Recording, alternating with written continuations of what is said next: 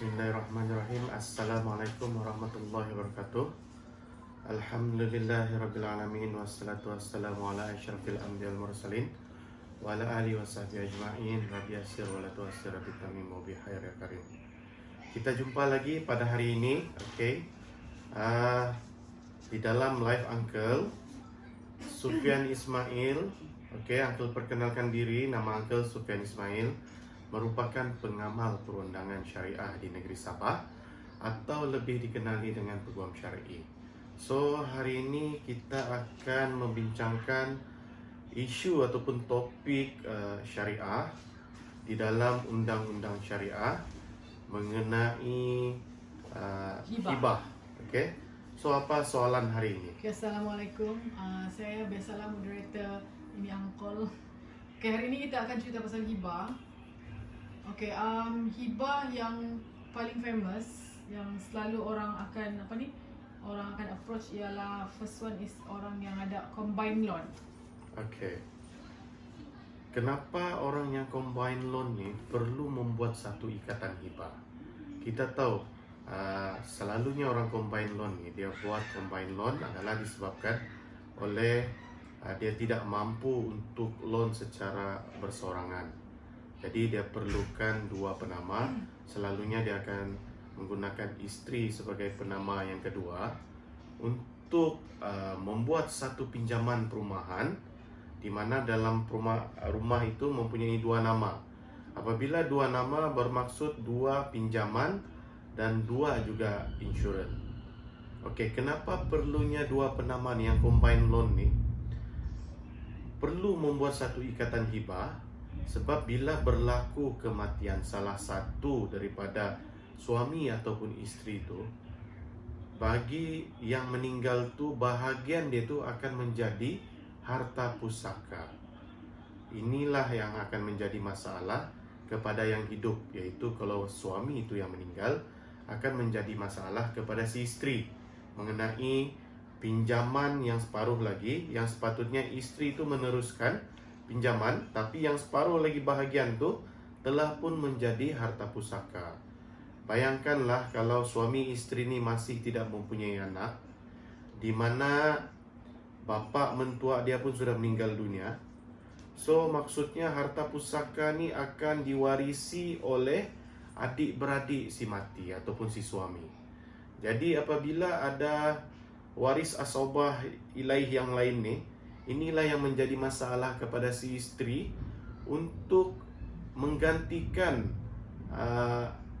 bahagian ahli waris yang lain di dalam faraid.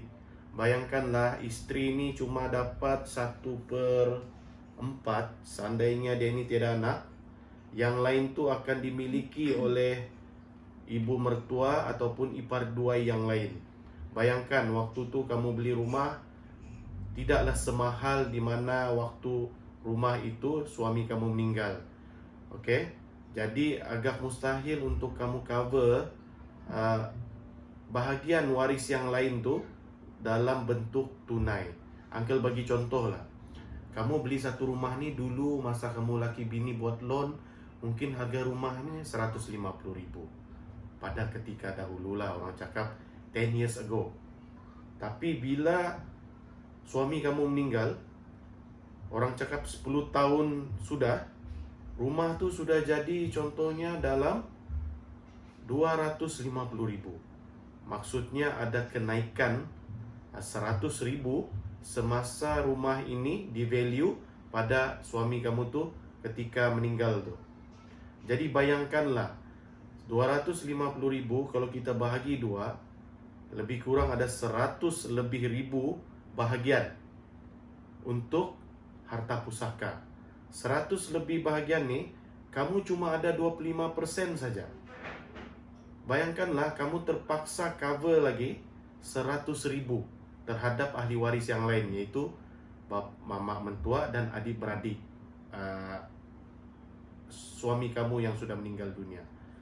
Uncle tidak rasa kamu boleh cover dengan wang tunai bahagian faraid tersebut.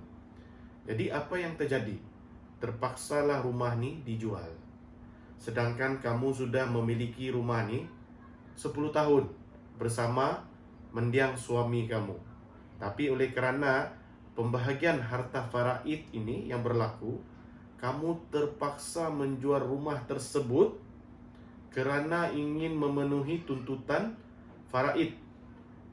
Okey, jadi instrumen ikatan hibah inilah yang membantu supaya suami dan isteri ini apabila berlaku kematian, rumah ni tidak akan terjual disebabkan oleh keterpaksaan di dalam pembahagian harta faraid. Jadi uncle mohon ataupun advice kepada semua orang di luar sana agar mempertimbangkan atau memikirkan hal ini sebelum menyusahkan isteri ataupun suami kamu apabila salah seorang tu telah pun meninggal dunia. Macam mana hibah ni dia boleh mengurangkan risiko dituntut sebagai harta pusaka. Mungkin orang dah faham ni beza harta pusaka dengan harta hibah. Okey, harta pusaka ni merupakan harta si mati yang perlu dibahagikan secara faraid ataupun persetujuan. Wajib dibahagi-bahagikan. Jadi, harta hibah adalah harta yang dihibahkan daripada seseorang kepada seseorang semasa dia hidup. Apabila berlakunya agreement ataupun ikatan hibah, harta hibah ni tidak akan menjadi harta pusaka. Contoh macam yang tadilah combined loan kan. Seandainya kamu menghibahkan rumah ini terhadap isteri kamu dan si isteri menghibahkan bahagian dia ni kepada si suami, apabila berlaku kematian, rumah itu tidak akan dijadikan harta pusaka. Maksudnya tidak perlu difaraidkan. Kenapa? Sebab rumah itu telah menjadi satu harta hibah. Jadi terselamatlah rumah itu daripada menjadi harta pusaka. So the main point here kan kenapa perlu hibah ialah untuk mengelak harta tu menjadi harta pusaka. Harta pusaka yang bakal direbut-rebut. Yes. Untuk mengelak daripada menjadi harta pusaka yang perlu difaraidkan. Pasal itulah orang yang combine loan, bagi uncle wajib buat hibah. Uncle lah mewajibkan sebab apa? Untuk mengelak perebutan dan pergaduhan. Okey, apakah cara penyelesaian dia tu? Kalau orang sudah faham, orang mau buat hibah kan? So apa penyelesaian dia? Penyelesaiannya Macam adalah back to back tu kan? membuat satu ikatan hibah back to back. Suami hibah isteri, isteri hibah suami. Kadang-kadang ada juga si isteri atau suami ni risau terhadap pemberian hibah tu. So, kalau kamu risau sebab uncle ndak boleh mau orang cakap semua setuju pasal ni, kadang-kadang dia masih ada kerisauan. Contohnya yang selalulah klien uncle akan utarakan, dia risau macam gini, rugi bang uncle kalau saya hibah sama si suami. Nanti dia syok-syok kawin lain sama bini baru menikmati tu rumah. Okay, fine. Bagi yang ada anak, dorang suami isteri ni boleh menghibahkan rumah itu kepada si anak. Siapa yang meninggal tu hibahkan kepada anak. Sekurang-kurangnya apabila berlakunya kematian di antara suami ataupun isteri, rumah ni masih lagi di antara bapa dan anak atau ibu dan anak. Jadi maksudnya rumah ini tidak akan terjual lah. Ini adalah satu alternatif kepada mereka yang mensyaki suami maupun isteri terhadap suami ini akan kahwin baru, isteri ini akan kahwin baru apabila berlaku kematian. Okey, ada kadang-kadang ada fikiran macam gini. Buat apa lah mau buat hibah tu? Dia cakap, buat apa mau pening-pening mau buat hibah masa kita hidup untuk yang combine loan ni lah kan. Actually apa jenis tekanan yang akan datang bila ikatan hibah ni tidak dibuat dan salah satu antara suami isteri itu meninggal? Okey. Yang sedih bila ada anak lah. Yang tiada anak tu mungkin dia masih boleh menumpang mana-mana lah sebab dia solo. Bayangkan kamu ada ramai anak, tiba-tiba yang meninggal ni suami kamu. Apabila suami kamu meninggal, rumah yang kamu beli selama ni yang berbelas tahun ataupun bertahun-tahun secara combined loan, tiba-tiba suami kamu ni meninggal. di mana dia meninggal tuh tidak sempat pun buat satu ikatan hibah rumah ini terhadap kamu ataupun anak kamu lah. Tahu apa yang jadi? Di sanalah ketika itu akan berlaku rumah ini, separuh bahagian rumah tersebut akan difaraidkan mengikut undang-undang syariah. Separuh bahagian tu ialah separuh bahagian suami yang meninggal. Contohnya Betul. kalau dia tidak buat hibah, Ya, suami dia punya bahagian tu lah yang akan direbut. yes. Maksudnya apabila direbut sebahagian daripada rumah tu, adakah rumah itu boleh dipertahankan? Boleh seandainya kamu banyak cash. Macam mana banyak cash? Banyak cash, banyak duit tunai. Banyak duit tunai untuk serahkan bahagian portion dorang sebahagian daripada rumah tu diserahkan kepada ahli waris yang lain. Siapa ahli waris yang lain selain daripada kamu dan anak-anak? Yaitu ibu mertua dan bapa mertua. Itu kalau bapa mertua masih hidup.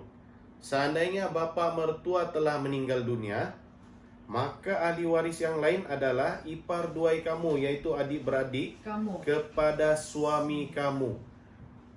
Let's say lah adik-beradik laki kamu ni ada 7-8 orang, punya ramai mau dibahagi. Maksudnya kalau dia ada 8 orang adik-beradik termasuk suami kamu tu, so ada 7 campur dengan ibu mertua kamu ada 8.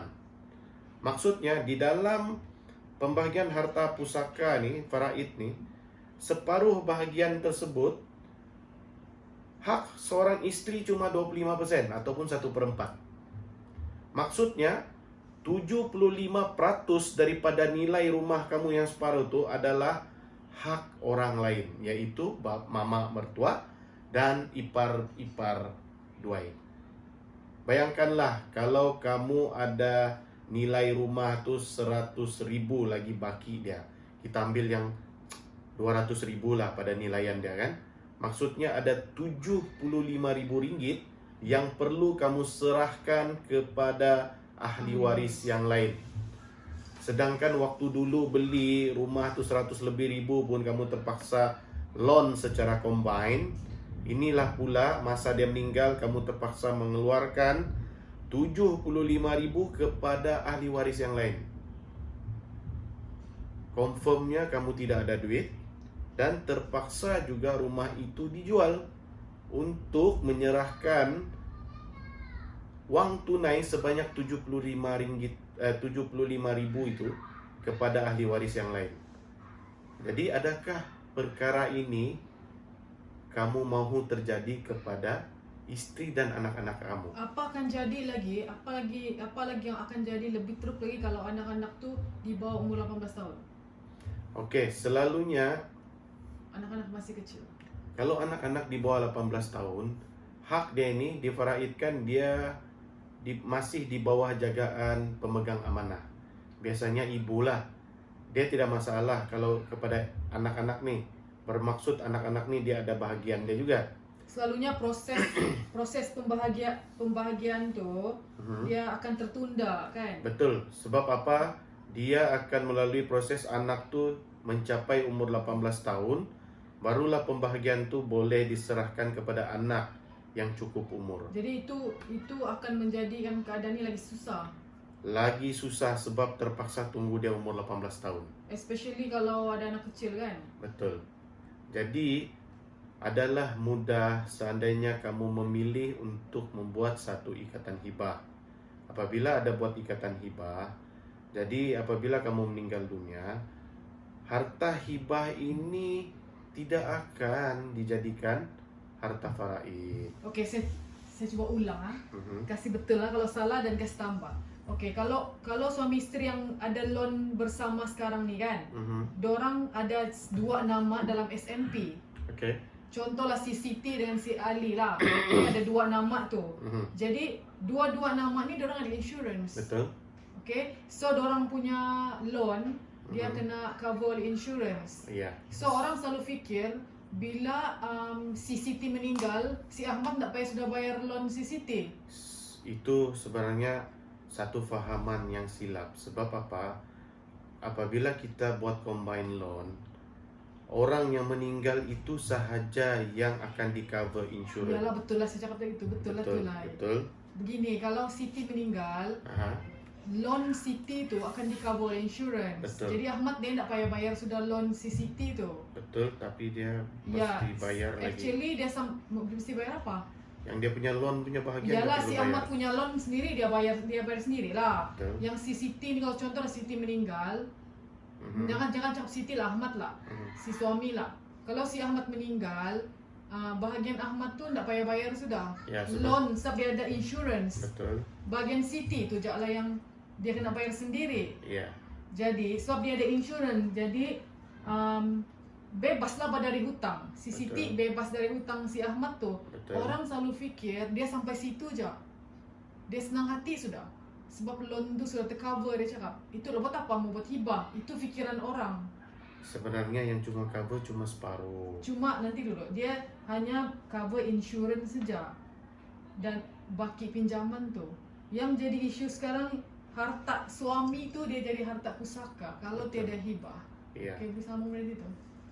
Maksudnya di sini combine loan nih masing-masing ada insurance. Maksudnya salah seorang yang meninggal tuh di cover insurance. Dia punya installment setiap Yes, bulan tu, dia baki punya pinjaman. installment. So maksudnya Itu saja yang dia cover. dia sebenarnya yang selalu salah faham nih begini, sebabkan istri itu dia bukan yang dia membayar lah, tapi loan nih nama berdua. Yang dia pikir selama ini suami dia yang bayar, sebab mungkin suami dia tolong bayar. Sebenarnya di dalam combine loan nih, Jadi loan dia nih half-half. half-half, 50-50 sebenarnya. Tapi kebanyakan si suami ini dorang bayar sekaligus. Contoh lah rumah tuh harga 150.000, walaupun dia combine loan. Contoh dia perlu bayar rumah tuh sebanyak 1.000 ringgit untuk dua penama. Sebenarnya asalnya itu 500 kepada si istri, 500 kepada si suami. Tapi oleh kerana si suami waktu itu dia rela untuk membayar kedua belah pihak loan tersebut. Selalunya pihak istri yang macam gini lah yang trip-trip dia tidak payah bayar lagi. Dia terperangkap. Ya, dia tersilap faham. Sebab selama ini dibayar oleh pihak suami. Sebenarnya kalau ikut dalam agreement bank waktu dia sign tuh, si istri ada portion yang perlu bayar, si suami ada portion perlu bayar. So, mungkin boleh faham saudara di sana. Ya, aku rasa kamu lebih paham. Maksudnya asal ada dalam rumah tuh ada dua penama, dia mesti ada dua MRTT Insurance. atau dua MRTA ataupun insurans lah yang cover apabila berlaku kematian.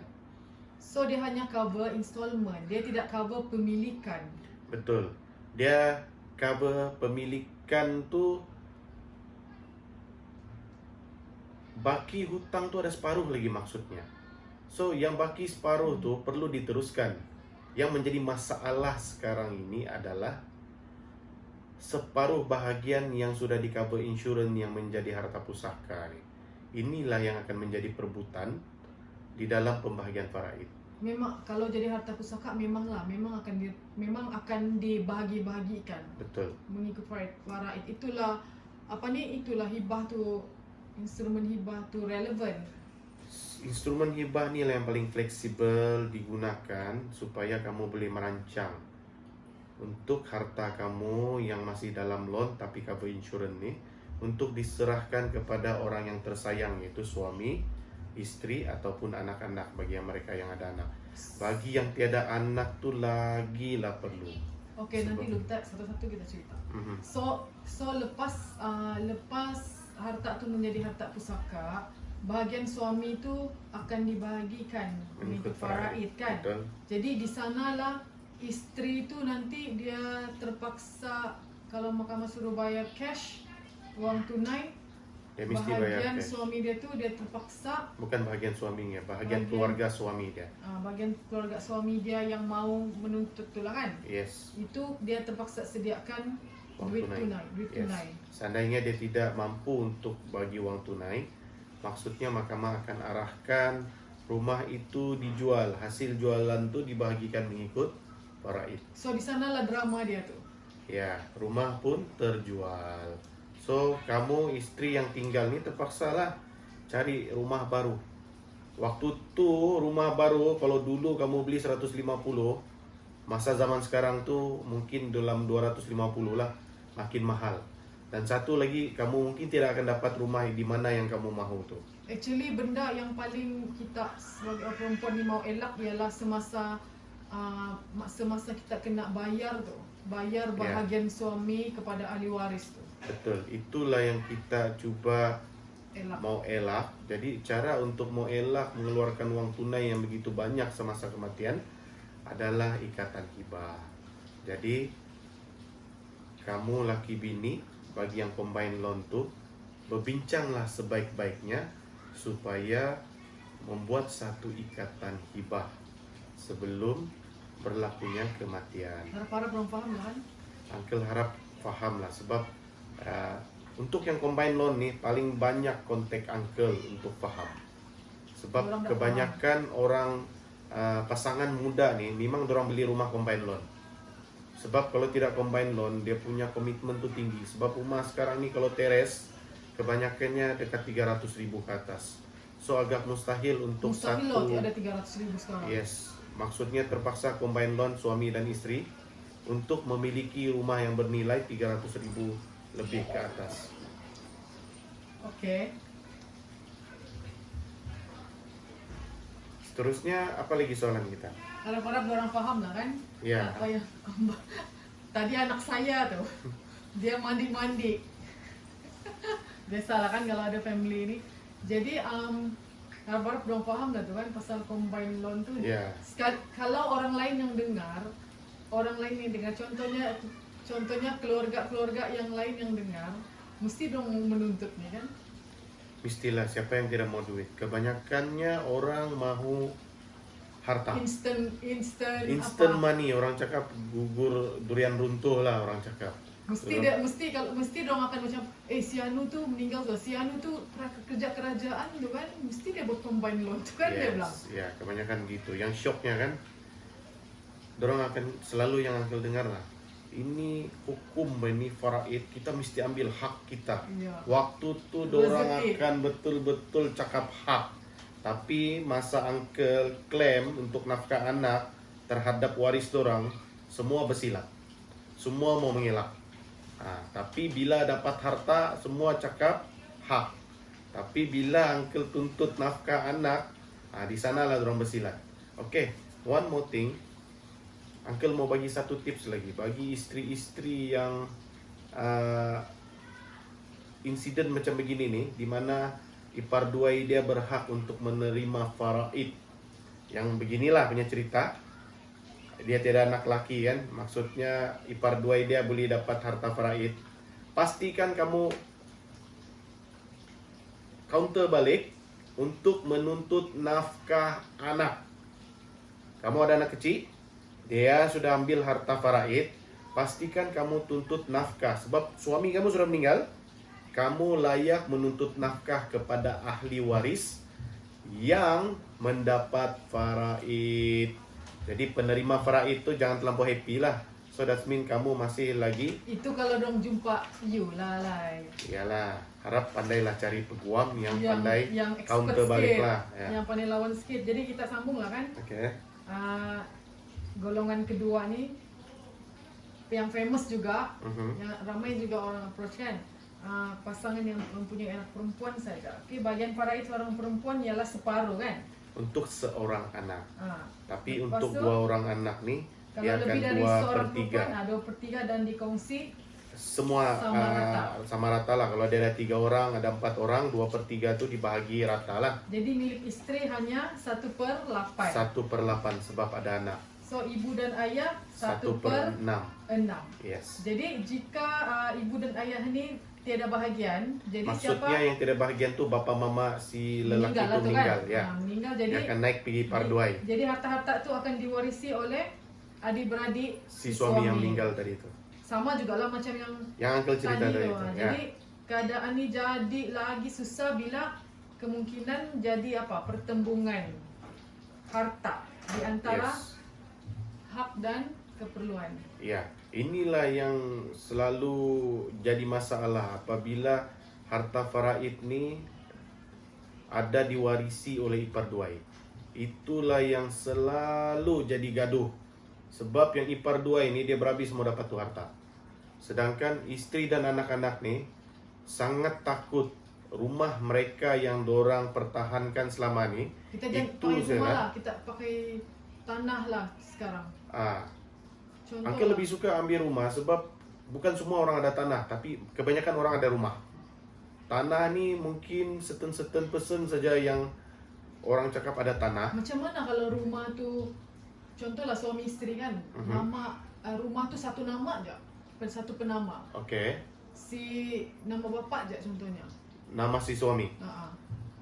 Ialah apa-apa harta nama si suami, maksudnya apabila meninggal dia cuma ada anak perempuan.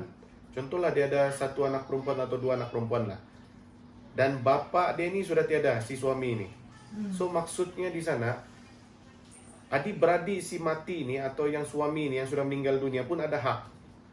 Apabila ada hak di dalam faraid, perlu ada pembahagian harta itu kepada ahli waris daripada pihak si bapa ataupun pihak yang si mati ni, di mana adik-beradik dia berhak untuk menuntut harta. Jadi inilah yang menjadi masalah apabila harta ni melibatkan sebuah rumah, the only one rumah, di mana bila si mama ni dan si anak ni tiada cash untuk tampal duit terhadap portion ahli waris tu, paci-maci dia, mahkamah biasanya akan arahkan rumah tu untuk dijual supaya hasil jualan tu boleh dibahagikan mengikut kadar faraid. So artinya bukan rumah je lah kan. Yes, Actually, whatever harta lah. Kalau satu keluarga ni dia ada 4 orang anak perempuan. Okay. 2/3 tu akan dibahagi 4. Bapak dia tu pakcik-pakcik makcik dia lah. Yes. Pakcik makcik dia tu ada dua lah, contoh dua pakcik dua makcik kan. Aha. So kalau contohlah rumah tu kan, rumah tu satu penama, nama bapak lah contohnya. Bapak yang meninggal. Yes. So itu yang akan direbut. Iya. Itu yang akan direbut. Whatever harta si bapa tu, paci-maci dia yang 4 orang tadi tu, akan mendapat bahagian di dalam faraid. So adakah anak yang meninggal, punya bapa yang meninggal ni kan, dia ada hak ke mau stop daripada dorang menuntut? Tidak dapat. Sebab apa? Ini adalah hukum Al-Quran di mana harta itu perlu difaraidkan. Melainkanlah paci-maci dia ni melupuskan hak. Tapi jarang kita jumpa orang yang bakal dapat harta ni mau melupuskan hak. Memang ada tapi jarang. Macam mana pula kalau macam gini mamak dia tu suri rumah aja. Okey, mamak dia suri rumah aja. Lepas tu bapak dia ni ada rumah lah yang dia beli sendiri dengan nama dia. Anak dia perempuan semua. Okay. Jadi macam mana kalau jadi begitu tu, boleh kan mamak dia cakap, janganlah kamu tuntut aku ni suri rumah saja? Tidak dapat, sebab di dalam mahkamah pembagian harta pusaka ni adalah melalui 2 cara. Satu, persetujuan waris-waris, satu lagi adalah faraid. Persetujuan waris-waris di dalam mahkamah memberikan keutamaan seandainya ada berlaku persetujuan. Apabila tidak ada berlaku persetujuan, maka mahkamah akan arahkan harta pusaka itu dibahagikan wajib secara faraid. Sebab apa? Tiada persetujuan, macam mana mau bagi? Selalunya kalau ada persetujuan, kamu boleh bagi persetujuan tu mengikut apa yang kamu suka. Mau bagi rata kah? Mau bagi semua ni hak sama si mama saja kah? Apakah boleh? Tapi bila tiada persetujuan, satu orang saya tidak setuju, maka pembahagian faraid itu adalah sebaik-baiknya. Dan mahkamah akan melaksanakan pembahagian secara faraid. Apabila secara faraid, maksudnya si isteri dan si anak tadi tidak boleh menghalang daripada paci atau makciknya ataupun adik-beradik bapak dia tu untuk mendapat haknya selaku ahli waris di dalam harta tersebut. Macam mana kalau memang betul-betul tiada rumah, kalau sudah dituntut gitu macam mana lah? Jual lah. Itu saja dia punya solution. Di mana lah mau tinggal? Terpaksalah tinggal di mana-mana ahli keluarga yang lain. Pasal tu Uncle pernah terbaca satu artikel di mana artikel itu seorang suri rumah nih dia terpaksa tinggal menjadi gelandangan di bawah jambatan. Sebab apa? Pertama, semasa dia dapat faraid itu, dia masih ada duit, mampu lagi sewa rumah. Tapi sampai satu tahap di mana duit pun sudah habis dan dia dihalau keluar oleh owner rumah tuh, dan dia terpaksa tinggal di bawah jambatan. Bayangkanlah kalau ini terjadi kepada istri kamu bila kamu meninggal dunia. Tiada belas kasihan nggak? Susah kita mau cakap di dunia nih. Kita kadang-kadang kalau tengok drama tuh, itu yang terjadi, kadang-kadang itulah yang betul-betul terjadi di dalam realiti kehidupan. Jadi sebelum benda-benda yang negatif ini terjadi, yang macam Uncle cerita istri terpaksa tinggal bawah jambatan, gelandangan apa semua nih, lebih baik kamu merancang untuk buat satu ikatan hibah agar harta ini tidak menjadi harta pusaka, dia jadi harta hibah. So maksudnya istri dan anak kamu tuh masih lagi ada rumah tempat berlindung dan tinggal. Oke, so kita pergi ke golongan ketiga kan, golongan pasangan yang ada anak angkat. Sebab anak angkat nih dia bukan waris, jadi dia tidak hak untuk warisi harta pusaka walaupun 1 sen. Jadi waris yang sah selalunya orang yang ada talian perkawinan dan talian darah aja kan. Betul. Jadi hibah nih dia dapat bantu, dia lebih fleksibel untuk bagi anak angkat nih, sebab perancangan yang lebih awal tuh mengikut keperluan si anak angkat tuh. Ya, seperti mana yang kamu tahu, kebanyakan pasangan kita di Malaysia nih bukan semua yang ada rezeki untuk mendapatkan anak. Jadi kebanyakan orang yang tiada anak nih, orang mengambil keputusan untuk mendapatkan anak angkat. Kebanyakan anak angkat yang orang ambil nih memang yang daripada lahir nih, yang orang cakap ada yang seminggu, 2 minggu sudah ambil pun anak angkat. Maksudnya di sini, macam mana kamu bayangkan kamu sudah besarkan anak nih macam anak kandung. Kalau kamu tidak merancang di dalam membuat satu ikatan hibah, oleh kerana dia nih anak angkat, tiada pertalian darah terhadap ibu dan bapa angkat nih. Apabila berlakunya kematian, anak angkat yang kamu piara dari kecil nih, dia tidak ada satu sen pun atau satu bahagian pun di dalam pembahagian harta pusaka, sama ada persetujuan ataupun faraid. Oke. Sekarang nih di dalam faraid dia memang tidak ada hak. Jadi kalau tiada buat hibah tuh tiada lah tuh. 1 sen lah dia tidak dapat. Sedangkan kalau kamu harapkan si istri cuma dapat 1/4 sebab dia tidak anak. Yang baki yang lain tuh 3/4 tuh sama orang lain.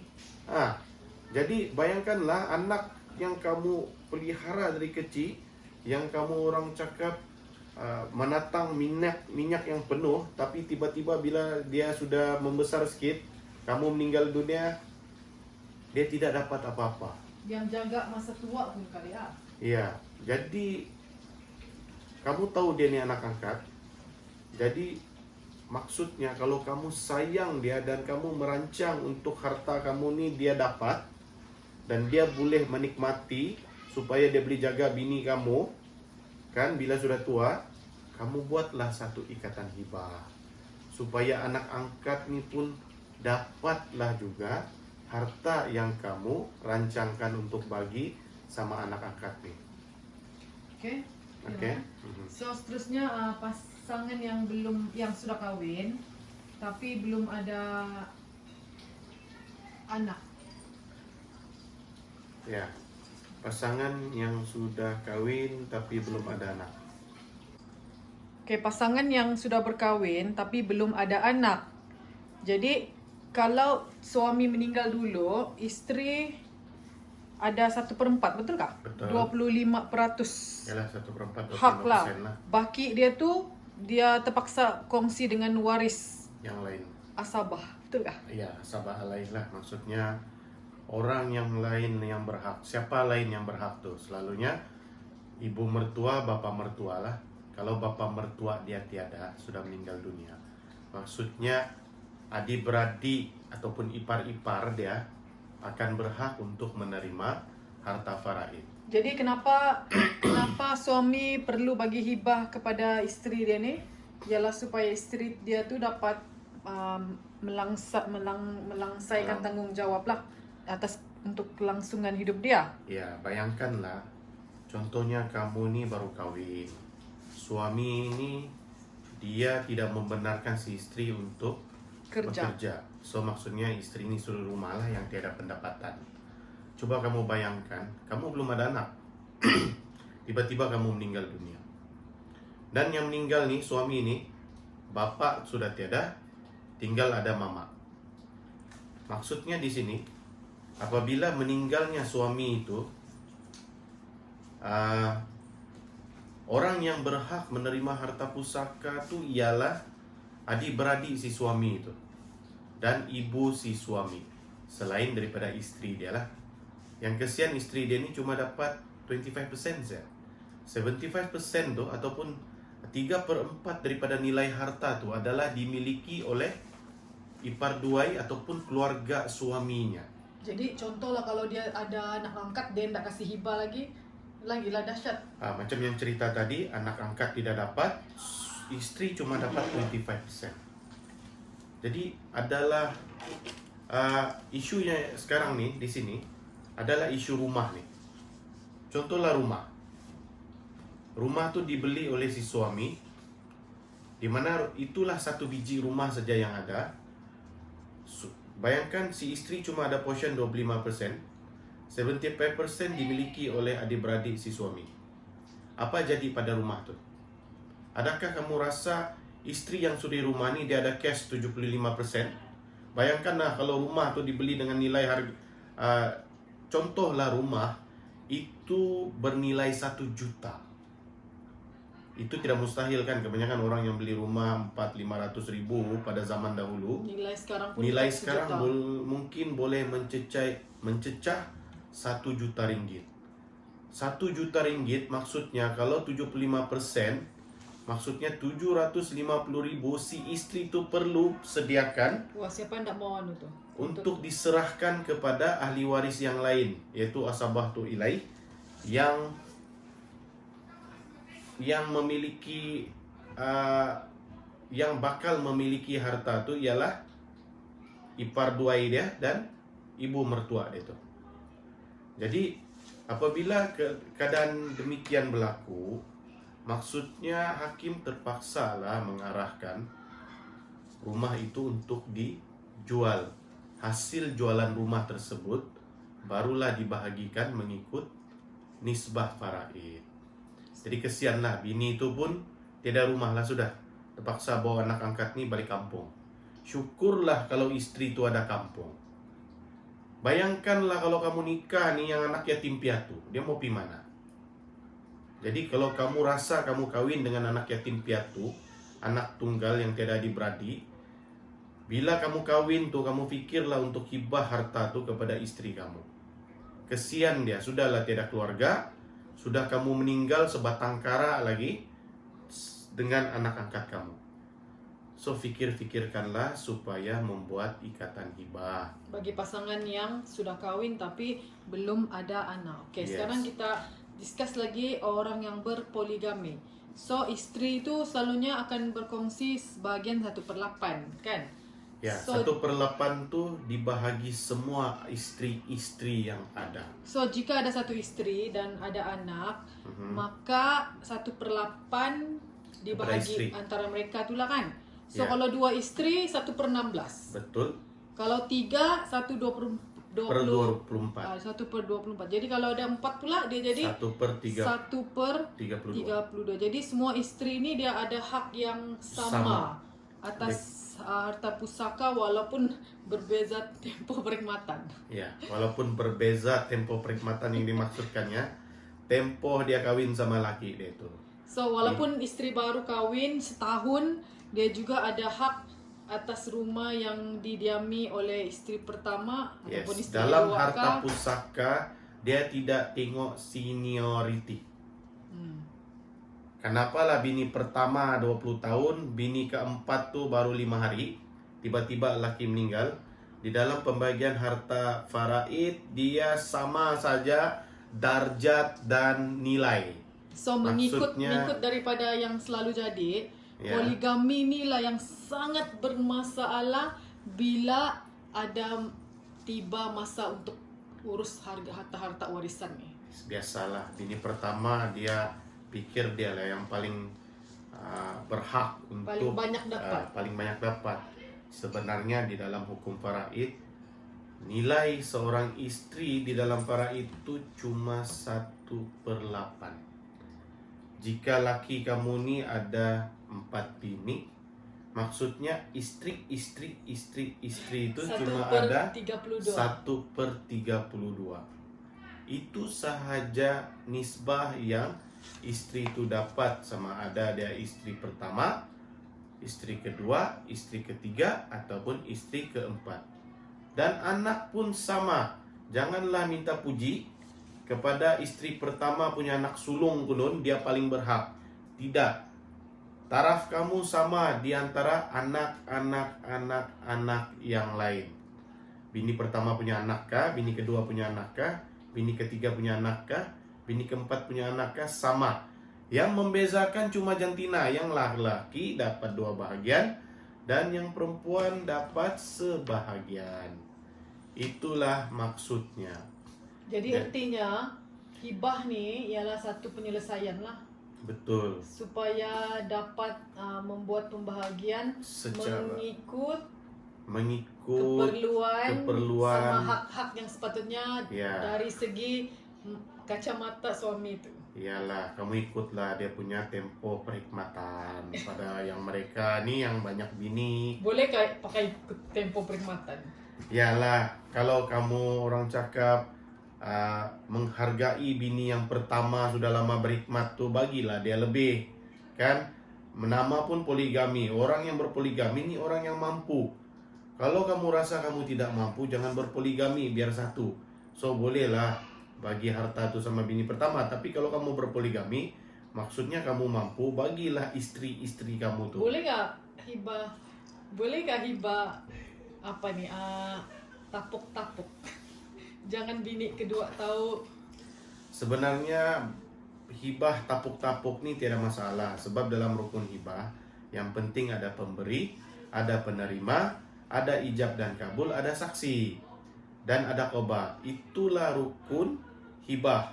So dia tidak cakap mesti semua istri-istri tahu. Maksudnya kalau kamu mau tapuk-tapuk bagi bini keempat kah, bini ketiga kah, kedua, itu terpulang kepada si pemberi hibah. Itu hak kamu. Oke? Ada soalan lagi yang lain? Okey. Pasangan yang masih ada ibu dan ayah, bukanlah tidak mau bagi ibu dan ayah kan. Persoalan di sini, ibu dan ayah ni ialah waris yang garanti dalam faraid. Jadi ada masalah yang akan timbul, iaitu dari segi sudut keperluan dan pengurusan nanti tu. Kebiasaannya ibu dan ayah ni dia ada rumah sendiri sudah. Betul. So dia jaranglah mau ada keperluan untuk tanah tu ataupun rumah tu lah. So dia ada keperluan lebih kepada harta alih, macam wak Cash, duit, cash untuk kesihatan, untuk dia punya everyday atau ibadah kan. Jadi macam mana tu? Oke, apabila kamu tidak membuat ikatan hibah, maksudnya perancangan tu tidak ada. Sedangkan kita ni tahu, bapa mama si mati ini dia confirm dapat. Di mana hak dia itu 1/6. Ya kisahlah mama kah bapa dia ada 1/6. Isunya di sini, kebanyakan ibu bapa kita ni dia tidak memerlukan rumah yang ada pada si mati itu. Yang kita nampak keperluan rumah ni adalah kepada istri dan anak-anak si mati. Itu yang kita sedia maklum.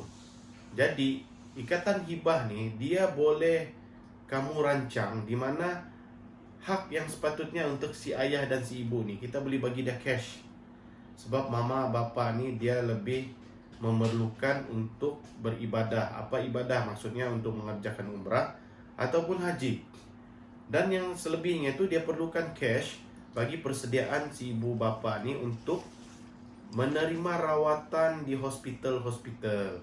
Selalunya yang kita cuba sediakan adalah untuk hospital swasta lah, supaya ibu bapa kita ni mendapat satu perkhidmatan yang lebih baik di dalam kesihatan nih. Jadi bila kamu rancang untuk memberi tunai kepada ibu bapa kamu, yang mana si ibu bapa ni lebih prefer cash tu berbanding hak dia di dalam memiliki rumah yang kamu ada tu. So kalau contohlah dia tidak dihibahkan dengan sepatutnya, so ibu bapa yang tua ni dia yang dapat waris rumah tu kan contohnya. So masalah yang timbul sini ialah masalah pengurusan. Ya. Macam mana mau menyelesaikan rumah tu jadi cash. Ya, masalah pengurusan yang dimaksudkan tu ialah di mana mahkamah terpaksa mengarahkan rumah tadi itu dijual, di mana hasil jualan tu untuk dibahagikan secara faraid lah. Sedangkan si bapa mama ni, manalah dia pandai mau menjual tu. ya, lagipun dia tidak perlu pun rumah tu. Masalahnya dia tidak perlu rumah tu, dia ada hak. Dan si bini lah pula dia tidak cash mau bagi bahagian dia tu. Inilah menjadi masalah. Contohlah bapa mama masih hidup, so kita tahu di dalam bagian faraid ni cuma ada bapa, mama, si mati, istri dan anak-anak. Isunya di sini ialah macam mana mau menguruskan supaya pembagian faraid itu boleh dibahagi dengan mudah. Kalaulah kamu tidak buat ikatan hibah, rumah itu terpaksa dijual. Sedangkan rumah itu tidak diperlukan pun oleh si bapa mama nih. Dia hanya perlukan cash untuk dia pergi haji, umrah ataupun untuk pergi hospital swasta ke atau hospital manalah. Jadi ikatan hibah ni dia bagi peluang kepada yang hidup ni supaya kamu sediakan cash. Rumah ni kamu dah bagi sama ibu bapa kamu, bagi sama bini, sama anak, dan bapa mama ni kamu sudah standby cash. Maksudnya bukan kamu mau deny dari segi pembagian faraid, tapi kamu sudah sediakan tunai untuk menggantikan Rumah. bahagian faraid yang dalam rumah tu kepada bapa mama kamu tu melalui cash, wang tunai. So macam oleh kerana proses dia tu susah, kadang-kadang dong tak terpeduli, terus dorang pun meninggal. Yes, apabila meninggal, di sini lagi masuk adik-beradik si mati. Jadi dia jadi faraid Lagi berlapis huru sudah. hara. Berlapis, lagi huru hara apabila kalau sudah ipar dua ikut campur, confirm lah rumah tu terjual. Kalau yang dulu ibu bapa kamu mungkin tak pernah tinggal lah. Bagian kami itu ndaklah kami peduli, dia cakap. Kau tinggal salah rumah tu. Selalunya kalau ibu bapa ni dia tidak push untuk jual. Dia cakap ndak apalah, bahagian kami ada dalam rumah tu, ndak apalah rumah tu dijual. Selalunya bapa mama ni dia lebih banyak kesian berbanding adik-beradik si mati ni. Tapi itu bapa mama yang cakap. Kalau bapa mama meninggal, Maksudnya anak-anaknya ada hak. Anak-anaknya ni lah yang akan tuntut hak bapak mama dia ni. Dimana bila anak-anaknya sudah tuntut, maksudnya rumah tu bakal terjual lagi untuk kali yang kedua. jadi lagi senang kalau buat siap-siap hibah tu. Betul, jadi rumah tu tidak menjadi harta faraid. Dia Ya, jadi- menjadi harta hibah. Ya betul. Okay, next kita cakap pasal pasangan yang mempunyai anak OKU. Okay, so anak OKU ni dia tiada upaya untuk jaga diri dan dia hanya bergantung harap pada ibu bapa dia kan, itu kita Yes. tahu. Mhm. Jadi kalau ikut faraid dia tiada bahagian ekstra pun. Mhm. Jadi di sinilah hibah ni dia jadi satu perancangan yang sangat penting. So ibu bapa boleh memperuntukkan bahagian yang lebih untuk anak-anak OKU ni kan. Betul. Dan pada yang sama, sayang sama, dia boleh lantik pemegang amanah Mhm. harta untuk jaga keperluan anak OKU ni lebih awal ataupun sebelum dia meninggal. Ya, dia ceritanya beginilah. Di dalam faraid, dia tidak ada peruntukan khas untuk FPU. Apa yang ada cuma jantina anak-anaknya. Kalau anak perempuan dia dapat satu bahagian, kalau anak lelaki dia dapat dua bahagian. Masalahnya orang OKU ni, dia ni kalau mau hidup dia bergantung kepada seseorang untuk kelangsungan dia. Jadi apabila kita tidak prihatin terhadap mereka ni Keperluan dorang. dan keperluan anak OKU ni, bayangkanlah kalau kamu sudah tu meninggal. Yang meninggal ni lah pula dua-dua. Siapa yang mau jaga anak nih? Uncle beli tahu sudah di mana dia pergi. Last kali kita tengok nih anak akan ke pusat kebajikan. Kamu bayangkanlah, masa kamu hidup pun untuk jaga nih anak punyalah susah. Banyak pengorbanan yang telah kamu lakukan. Adakah kamu rasa benda ni akan terjadi di rumah kebajikan? Di mana rumah kebajikan ni dia ramai lagi anak-anak, mungkin anak-anak OKU. Jadi melalui instrumen hibah ni, kamu boleh rancang sudah. Pemegang amanah dapat berapa bahagian untuk menjaga. Sebab kita tidak boleh agak suami dan isteri ini boleh meninggal salah satu. Kadang-kadang yang apa terjadi ialah meninggal dua-dua. Jadi siapa yang mau jaga anak OKU ni? Apa contohnya anak OKU itu? Contoh anak OKU ni kalau dia autism, ataupun dia ni sindrom Down, atau dia ni cacat penglihatan, atau dia ni cacat anggota. Bayangkanlah dia memerlukan seseorang yang sempurna ni untuk dia buat kelangsungan hidup. Bayangkanlah anak OKU ni, kalau kamu tidak buat ikatan hibah, rumah kamu terpaksa dijual. Jadi di mana anak-anak ni mau tinggal? Ini yang paling ramai juga orang approach kan? Yes. Kebanyakan orang approach sebab dia tahu orang OKU ni dia perlukan satu peruntukan khas untuk anak ni membesar. Walaupun dia sudah besar, dia masih perlukan seseorang untuk kelangsungan hidup dia tu. Dan agak mustahil golongan OKU ni untuk memiliki rumah secara mudah. Jarang kita nampak OKU dapat membeli rumah secara mudah.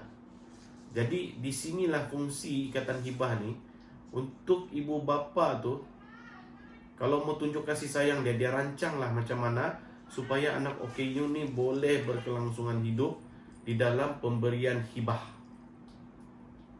Okey? Jadi Uncle harap bagi mereka yang ada anak OKU, buatlah ikatan hibah macam mana kamu rancang supaya anak kamu ni boleh meneruskan hidup walaupun kamu sudah meninggal. So next kita cerita pasal duda.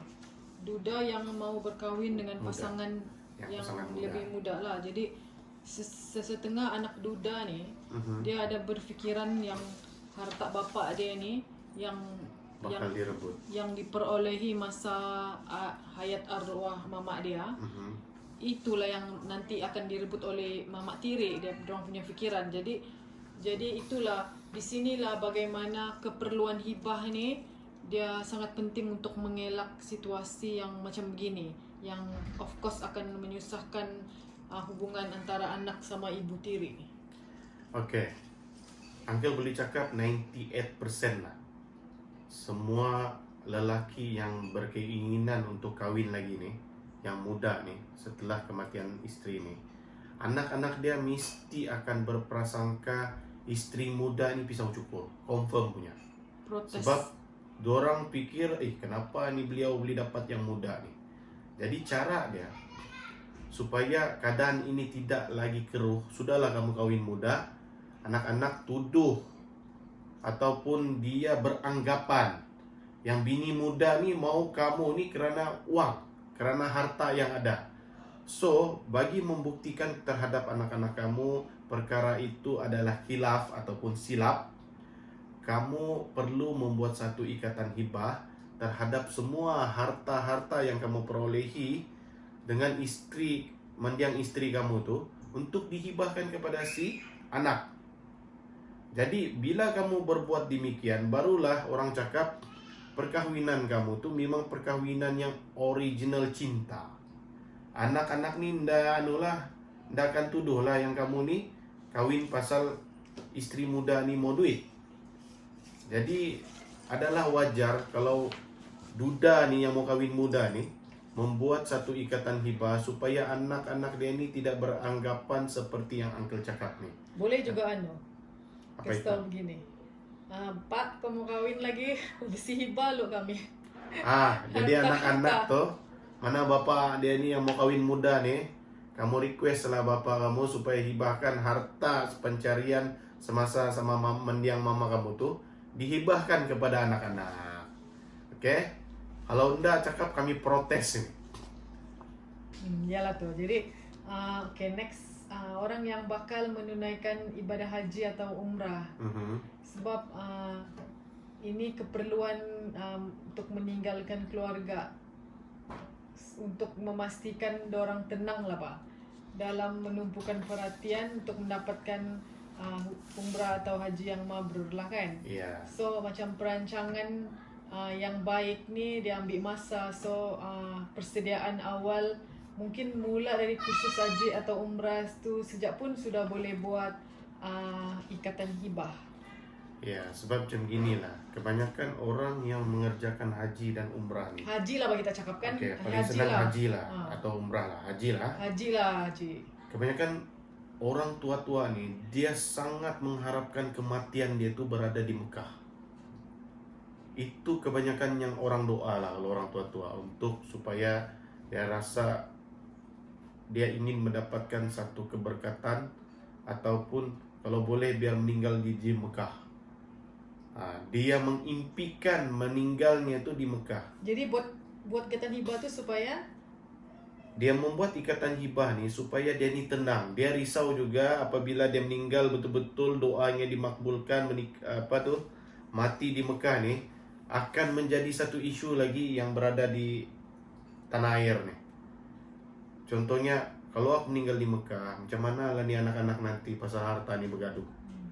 Jadi untuk mengelakkan dia punya serabutnya kepala tu terhadap anaknya akan bakal berebut harta-harta dia ni, adalah lebih afdol seandainya orang yang mengerjakan haji ni membuat satu ikatan hibah.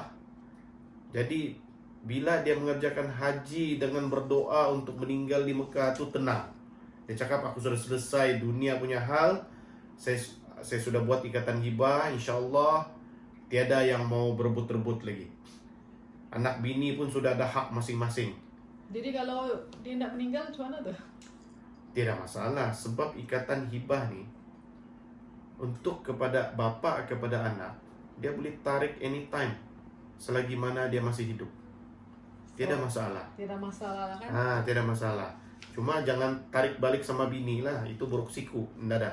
Maksudnya yang dia boleh tarik balik harta hibah ni cuma daripada bapa kepada anak atau ibu kepada anak, ataupun datuk kepada cucu, ataupun nenek kepada cucu.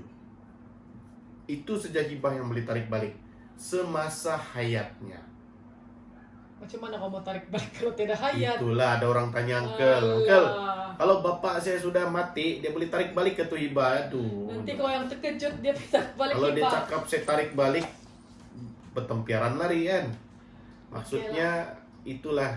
Hibah hanya sewaktu hidup, urusan betul. Dia tarik balik pun semasa dia hidup. So untuk ahli perniagaan, dorang ni dorang ni ada risiko bisnes dorang ni terkubur kebanyakan yang bersama begitulah pemiliknya apabila pemiliknya sudah meninggal dunia. Jadi waris faraid semua ada hak sama pemilikan syarikat, tapi selalunya bukan semua waris yang layak menguruskan perniagaan itu. Jadi akhirnya syarikat yang sudah kena bina tu dia lenyap sebab tiada persiapan pengurusan lebih awal oleh pemilik perniagaan tu. Jadi macam mana hibah boleh menjadi solution kepada ahli-ahli perniagaan ini penting juga nih. Ya, untuk ahli perniagaan ni, kenapa dia perlu buat hibah? Uncle bagi contoh satu perniagaan restoran lah. Mungkin seorang peniaga restoran ni dia mempunyai rangkaian restoran yang restoran sup ikan lah. Contoh dia ada 5 restoran ni. Di mana 5 restoran ni, setiap satu restoran pun dia punya pekerja sudah mau sampai 15-20 orang. Bayangkan kalau ada 5 kali 20 ada 100 orang yang dia bagi gaji. Bayangkanlah bila dia ni meninggal dunia, dia tidak buat satu ikatan hibah kepada anak yang paling kompeten atau paling berminat di dalam menguruskan perniagaan ni. Maksudnya di sini, Legasi perniagaan ni akan terkubur apabila tidak ada buat ikatan hibah terhadap seseorang yang kamu percayai dia boleh membuat perniagaan tu, menguruskan perniagaan tu dengan baik biarpun kamu sudah meninggal dunia. Uncle tidak cakap semestinya anak kamu hibah, mungkin orang lain pun boleh kamu hibah, mungkin pekerja yang kamu harap supaya dia dapat menguruskan perniagaan ni berkesinambungan sampai bila-bila. Contoh, kalau ada talent di antara anak kamu, kamu ada 3, 4, 5 orang anak, bukan semua 5 orang anak tu berminat untuk menguruskan restoran yang kamu telah bina selama ni sampai ada 5 cawangan. Jadi kalau kamu buat ikatan hibah, urusan perniagaan restoran ni kamu serah kepada yang berminat dan berpotensi menguruskan harta tu, menguruskan perniagaan tu. Kamu telah menyelamatkan 100, macam tadi Uncle bagi contoh, satu restoran 20 orang, ada 5 restoran, 100 orang pekerja. Kamu telah menyelamatkan legasi perniagaan, menyelamatkan 100 ahli keluarga yang bergantung harap terhadap majikan dia tu ialah kamu. Dalam kesinambungan perniagaan tu diteruskan. Cuba kamu tidak buat ikatan hibah, di mana perniagaan ni akan menjadi harta pusaka. Bila dia jadi harta pusaka, perniagaan ni akan dijual untuk mendapatkan nilai keuangan supaya waris-waris yang lain dapat menerima bahagian masing-masing. So maksudnya bisnes kamu terpaksa matilah, kena beli oleh orang lain. Jadi perniagaan yang kamu sudah buat selama berpuluh tahun akan lenyap sekelip mata saja mengikut kamu punya jangka hayat. Jadi Uncle harap orang peniaga businessman ni boleh buat ikatan hibah supaya legasi perniagaan dia tu dapat diteruskan dan dapat menyelamatkan banyak pekerja yang bergantung harap kepada kamu. So kita buat rumusan, golongan yang sangat memerlukan ikatan hibah. Pertama, golongan orang yang buat combine loan. Kedua, orang yang ada anak perempuan je. Ketiga, anak orang yang ada anak angkat. Keempat, mereka yang sudah berkahwin tapi tiada anak. Kelima, orang yang berpoligami, orang yang tiada ibu dan ayah. Ketujuh, orang yang bujang ataupun ke-8 belum kita cerita pasal orang bujang. Orang bujang lagi. Orang yang bujang ni, dorang selalunya dorang ada anak saudara ataupun yang dorang anak saudara dorang yang dorang sayang macam anak sendiri. Jadi dorang ada niat untuk kasih tinggal harta dorang. Jadi dorang di sinilah dorang sangat digalakkan untuk memberi hibah. Jadi dia jadi macam sedekah lah. Betul. Jika dibuat lebih awal. Ya, kebanyakan yang orang bujang yang belum kahwin ni atau bujang telajak lah, selalunya dorang ni ada anak buah yang favorite nih, yang dorang nampak ada potensi di dalam akademik atau kemahiran mana-mana, di mana anak buah dia ni, ibu bapa dia ni kurang kemampuan. Jadi dia ni lah yang selalu prihatin terhadap isu keuangan anak buah dia ni. Jadi bagi mereka yang bujang ni, dia perlu membuat satu ikatan hibah kalau dia berhajat untuk membantu anak buah dia tu apabila dia sudah tiada. Kalau dia tiada buat hibah, dia gimana harta tu? Harta ni akan naik kepada adik-beradik dia sahaja. Anak buah dia tidak dapat lah. Boleh lah dia buat ikatan hibah, dia macam sedekah lah kan. Kalau dia buat ikatan hibah, anak buah dia ni ampit lah. Mungkin dia berkeinginan anak buah dia ni menjadi seorang doktor kah, engineer kah. Jadi impian dia tu boleh jadi realisasi lah dengan supportnya duit melalui ikatan hibah. Next ni kan yang pasangan yang ada anak lelaki dan anak perempuan. Sebab dorang mau kasih sama rata pembahagian tu. Sebab anak lelaki kan 2 bahagian, perempuan kan 1 bahagian. Jadi dorang mau kasih sama rata. Kalau guna hibah ni dorang boleh dapat buat itu sama rata. Tapi adakah anak lelaki tu kena ada persetujuan tak untuk melepaskan hak faraid dorang? Kalau dalam faraid dia perlukan persetujuan anak lelaki kalau mau bagi rata. Tapi di dalam ikatan hibah, orang yang hibah ni dia boleh bagi rata. Masa faraid dia perlukan persetujuan. Seandainya anak perempuan tu berkeinginan merequest supaya dibahagi secara sama rata, dia lelaki tu perlu lupuskan hak dia. Sebab kita tahu dalam pembagian faraid, anak perempuan ni cuma dapat 1 bahagian. Anak lelaki mendapat 2 bahagian. So maksudnya di sini, bila kita buat ikatan hibah, tidak perlu lagi mau persetujuan anak lelaki ini. Oh, kalau faraid perlu persetujuan. Yes, kalau harta tu jadi harta faraid, dia perlukan persetujuan si anak lelaki. Okay? Kalau anak lelaki tu mau, okey. Tapi kalau bini lelaki tu tak mau? Nah, itu yang masalah. Biasanya bini yang pujuk, serugi kita melupuskan hak. Selalunya dipengaruhi oleh orang kedua. Orang Jadi, ketiga. Orang ketiga. So, maksudnya di dalam ikatan hibah ni, tak payah lagi mau request kebenaran dari anak lelaki itu. Bapak dia sudah buat perancangan awal-awal supaya harta itu dibahagi secara rata. Okay, tak sambung balik rumusan tadi tu mereka. Sekejap, ada satu lagi kita tertinggal. Oh ya, yang orang Islam. Orang yang bukan mualaf Islam. nih. Maksudnya bagi golongan orang Macam yang di baru Sabah masuk kan Islam, ramai. banyak yang mualaf nih kan. Jadi yang mualaf nih, kebanyakan ahli keluarga dia ni masih banyak yang bukan Islam. Jadi untuk dia membuktikan rasa kasih sayang dia tu, sebab kita tahu di dalam faraid, bagi mualaf yang bapa mama dia ni masih non-muslim, dia tidak akan mendapat bahagian faraid.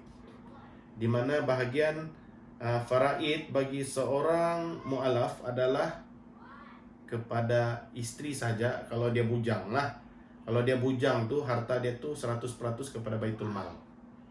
Bayangkanlah, tiada yang mendapat ahli waris ni yang lain. Jadi ikatan hibah ni, dia boleh merancang perniagaan dia itu dengan memberikan harta dia itu kepada ibu, bapa ataupun adik-beradik dia yang tersayang. Jadi maksudnya di sini, apabila berlakunya kematian bagi seorang yang mualaf, harta tu boleh diserahkan melalui ikatan hibah terhadap bapa, mama maupun adik-beradik dia. So kita buat rumusan lah kan. Okay. So tadi tu cakap pasal anak yang ada mualaf, dia mau bagi kepada anak dia, mama ataupun keluarga dia yang muslim lah kan. Keluarga yang non muslim. Non-muslim, bukan muslim. Dia yang muslim yang mau bagi kepada non muslim boleh. Lepas tu pasangan yang ada anak lelaki dan anak perempuan dia mau kasih sama rata. Lepas tu pasangan yang ada anak OKU. Lepas tu duda yang mau kawin yang lebih muda. Lepas tu orang yang bakal menunaikan haji atau umrah, dan yang last kali kita cerita tadi ialah orang yang ada legacy perniagaan. So ada 13 golongan yang kita cerita tadi. So maybe you want to Uncle say harap something else kepada mereka yang di luar sana tergolong dalam yang Uncle cakapkan tadi. macam semua ada kena ada 13 nih. So adalah lebih baik jika kamu mengambil tindakan segera untuk membuat satu ikatan hibah. buat perancangan lebih awal. Buatlah perancangan awal agar perancangan ini boleh membahagiakan dan menggembirakan orang yang tersayang, yaitu istri dan anak-anak dan ibu bapa lah. Janganlah pasal harta yang tidak seberapa nih menyebabkan keluarga kamu nanti apabila kamu meninggal dunia menjadi berpecah belah disebabkan oleh berlakunya perebutan harta pusaka. Jadi adakah perkara ini yang kamu sanggup hadapi? Angka rasa semua orang mau mengelak daripada perebutan harta pusaka. Ikatan hibah inilah adalah satu-satunya jalan untuk kamu merancang kamu punya harta untuk diserahkan kepada orang yang tersayang. Uncle harap benda ni bolehlah kamu share kepada semua family maupun rakan. Oh, ini bukan bukan insurans hibah kan? Yes, ini bukan insurans lah. Ini merupakan ikatan hibah harta yang sudah kamu miliki. Ada orang tanya ini insurans kah? Ya, ini bukan insurans, okay. So this is orang cakap satu info sharing terhadap undang-undang syariah di Mahkamah Syariah di bawah tajuk hibah, okay. Di mana hibah boleh mengelak daripada terjadinya harta pusaka, okay. Dengan itu Uncle akhiri Uncle punya sesi perkongsian hari ini dengan ucapan Assalamualaikum warahmatullahi wabarakatuh. Jumpa lagi.